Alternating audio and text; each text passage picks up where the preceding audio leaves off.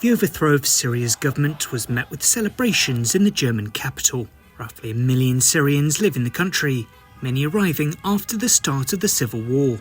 On Monday, Germany moved to freeze asylum applications.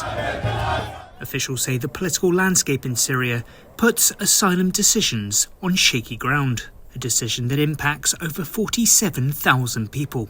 Any Syrian or anyone seeking international protection must be able to access asylum procedures and have their application examined fully and individually on its merits. More than half a dozen nations in Europe have taken similar steps to Germany, citing the need to better assess the security situation. Austria has gone even further.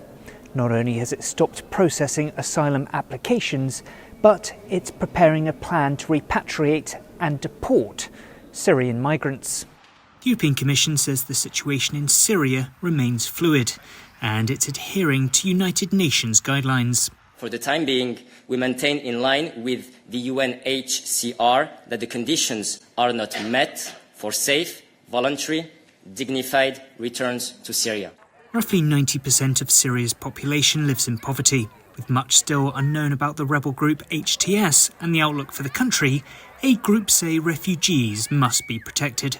Now Assad has gone does not mean that Syria is safe for them all to come back. We need to see a real thought through process and people still offered that protection and support they need, whether they're in Syria, whether they're, for example, in Lebanon, or whether they're in a European country. EU officials say there are promising signs for Syria, but it's too early to issue a verdict. Humanitarian groups hope Syrian asylum seekers are afforded the same ability to wait and see. William Denslow, CGTN, Brussels.